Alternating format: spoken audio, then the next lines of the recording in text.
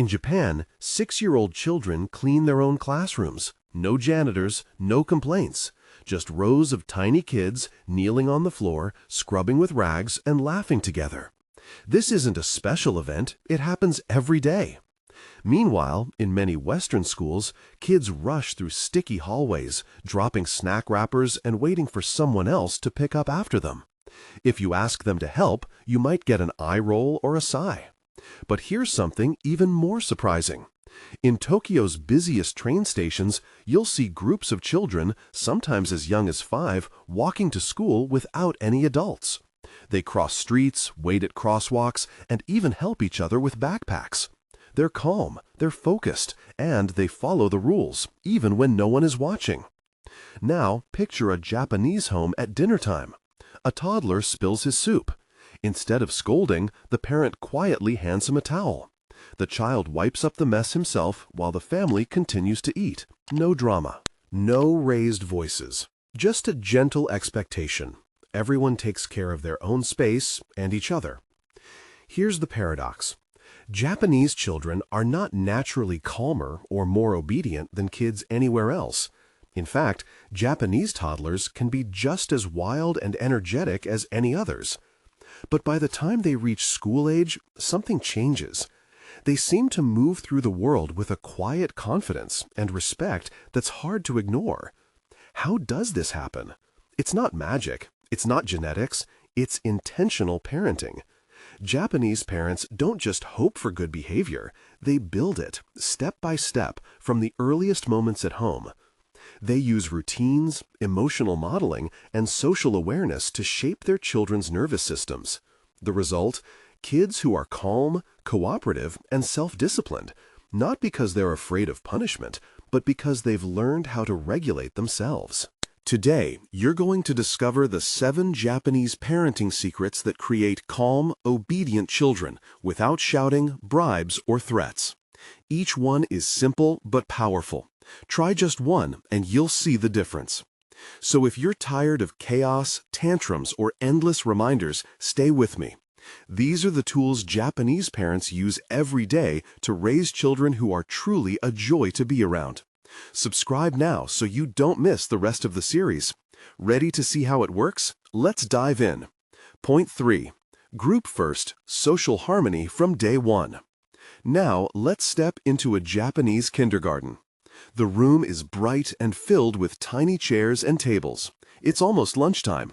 But before anyone eats, something special happens. The children, barely 5 years old, line up to wash their hands. Then they put on little aprons and hats. Today, it's their turn to serve lunch to their classmates. Yes, the children serve each other. One pours soup, another hands out rice bowls. No one rushes. No one complains. If a child spills a bit of food, another quietly helps clean it up. There's no adult scolding, no fuss. The teacher stands back, watching with a gentle smile. After lunch, the children don't run off to play. Instead, they all grab small towels and brooms. Together, they wipe tables, sweep the floor, and put away dishes. This isn't a punishment or a special event. It's just what they do every day. In Japan, this practice is called osoji, group cleaning. From the very first days of school, children learn that keeping their environment tidy is everyone's job. There are no janitors in most elementary schools. The kids themselves are responsible for their space. But the lesson goes deeper than just cleaning. When a child forgets their chopsticks, a classmate quietly shares. If someone is sad, another child offers a hand. Teachers rarely single out individuals for praise or blame. Instead, they encourage the group to solve problems together. If there's a conflict, the whole class sits in a circle to talk it out. The focus is always on harmony, not competition. Children learn to read the mood of the group, to notice when someone needs help, and to act for the good of everyone. At home, this group-first mindset continues. Siblings are expected to share snacks and toys. If a family member is tired, the others speak softly and help out. Parents often say, "Think about how your actions affect others." This isn't just a rule, it's a way of life. Even in crowded cities, you'll see children walking in neat lines, waiting patiently for the train, or bowing politely to elders. Social harmony is woven into every part of daily life. Why does this work? Because children feel they belong. They know they are part of something bigger than themselves. When everyone works together, there's less chaos and more calm. Kids don't need to act out to get attention. They already have a place in the group. And when they grow up, this sense of responsibility and empathy stays with them. But Japanese parenting doesn't stop there. There's another secret that shapes calm, obedient children from the inside out. Wait, there's a sixth habit, one you'll notice everywhere in Japan: group responsibility. This is not just a school thing. It starts at home and follows children into every part of their lives. Let's look at a real example. Picture a typical Japanese elementary school at the end of the day. The bell rings, but instead of grabbing their bags and running out, the children line up. Each child has a small towel or rag. Together, they sweep the floors, wipe the windows, and even clean the bathrooms. There are no janitors. No one is paid to do this job. The teachers join in too, scrubbing alongside the kids. It's not a punishment. It's not a reward. It's simply part of the daily routine. At first, some kids might grumble, but soon it becomes natural. They chat as they work. They help each other reach high spots. If someone finishes early, they don't leave. They help a friend. This is called suji, and it's a tradition in almost every school across Japan. The message is clear. We all use this space. We all take care of it. But it doesn't stop at school. At home, Japanese parents use the same approach. Instead of saying, "Go clean your room," they say, "Let's tidy up together." Imagine a mother and her son after dinner. Instead of the child disappearing to play, he helps clear the table. He wipes the surface while his mother washes the dishes. Sometimes the whole family folds laundry together in the living room, chatting about their day. There's no chart of chores, no allowance for helping. The expectation is that everyone contributes because everyone belongs. This group responsibility shapes how children see themselves. They don't just think, "I need to do my part." They feel, "I am part of something bigger." It teaches humility. No one is too important to sweep the floor. It builds empathy. If someone is struggling, you lend a hand. And it creates a quiet pride in shared work. You can even see this mindset in public spaces. Walk through a Japanese park after a festival. You'll see families picking up trash together even if it's not theirs. Children watch their parents do this, and soon they do it too, without being told. It's not about rules or fear of punishment. It's about respect for the group and the space you share. This habit of group responsibility is one reason Japanese classrooms and homes feel calm. There's less shouting, less nagging, and fewer power struggles. Children learn that their actions matter. They see that helping is normal, not special. And over time, this shapes them into cooperative, considerate people, without anyone needing to raise their voice. What do you think about this idea of group responsibility? Would it work in your home or school? Comment below and let's talk about it. Let's dive deeper into this next Japanese secret, one that quietly shapes almost every moment in a Japanese home. Emotional self-control starts with the parents themselves. Imagine a typical morning in a Japanese household. The clock is ticking, breakfast is on the table, and a 5-year-old is refusing to put on his shoes. In many places, this could turn into a shouting match or a power struggle. But here, the mother kneels down to her son's level. She doesn't raise her voice. Her tone is soft, her face calm. She simply says, "Let's try again together." This isn't just about being patient, it's a deliberate strategy. Japanese parents believe that children absorb the emotional atmosphere around them like sponges. If a parent reacts with anger, the child learns to respond to stress with anger. If a parent stays calm, the child learns calmness. It's like emotional Wi-Fi. Kids pick up the signal you're sending, even if you don't say a word. Here's another scene. A toddler knocks over a cup of juice. Instead of scolding, the father takes a deep breath and says, "Let's clean it up together." He hands the child a small towel. The child watches how dad handles the accident. No panic, no blame, just a gentle solution. Over time, these small moments add up. The child learns that mistakes aren't disasters, they're just part of life, and they can be fixed calmly. But Japanese parents go even further. When a child is overwhelmed, maybe crying because a toy broke or a friend said something mean, parents often don't rush to fix the problem or distract the child. Instead, they practice what's called otonari ni ibu, simply being beside the child.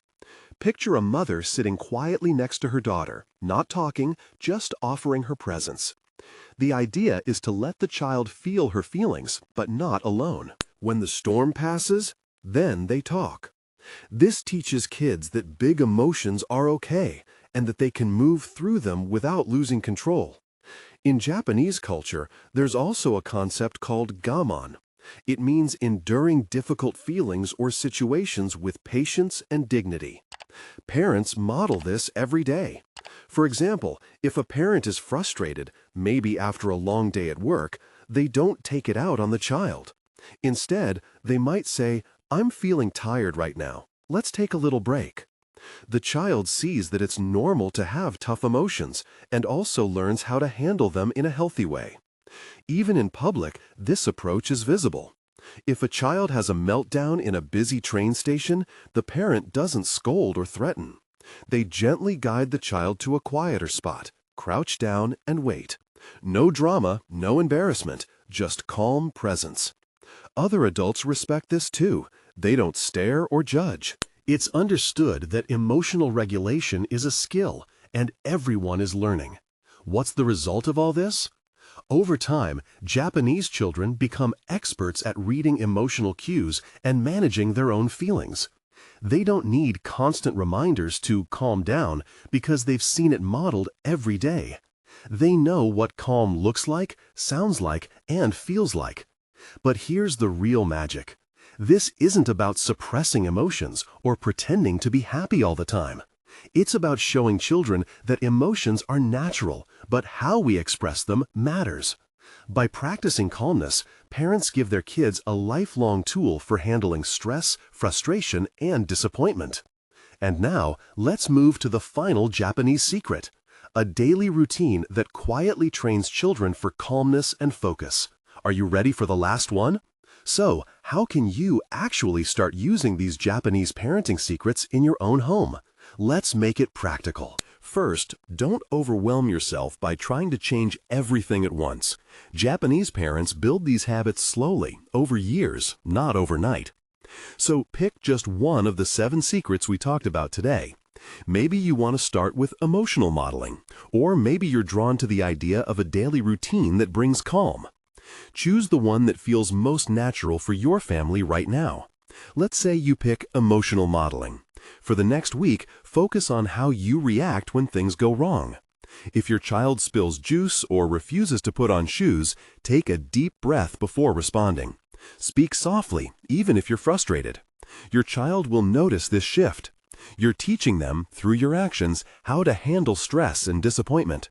It's not about being perfect. It's about showing them what calm looks like, even in small moments. Or maybe you want to try the daily routine. Start simple. Set a regular time for waking up, eating meals, and going to bed. In Japan, children know what's coming next because their days follow a gentle rhythm. This predictability helps them feel secure and it reduces anxiety. You don't need a strict schedule, just a few anchor points in the day. Watch how your child responds after a week. Are transitions smoother? Is bedtime less of a struggle?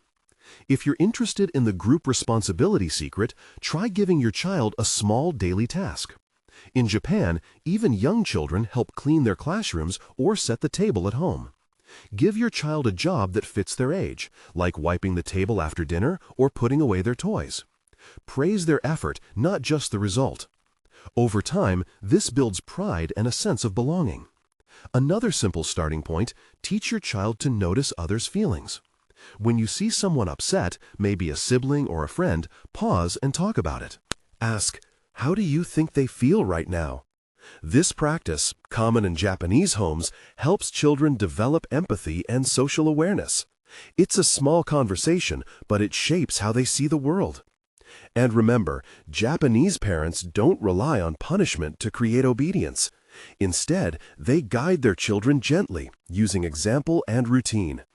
If you catch yourself about to scold, try redirecting instead.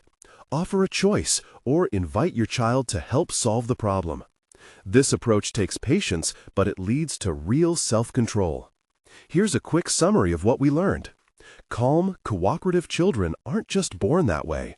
Their habits are shaped by daily routines, emotional modeling, social awareness, and gentle guidance. You don't need to be a perfect parent, just a consistent one. Small changes, repeated every day, create big results over time. So, what's your first step? Choose one secret from today's video and try it for a week. Write down what you notice, any small changes in your child's mood or behavior. Share your experience in the comments below. Which secret are you most excited to try? If you found these tips helpful, hit the subscribe button so you don't miss our next video. We'll keep bringing you practical, real-world parenting ideas from around the globe. Thanks for watching, and see you next time.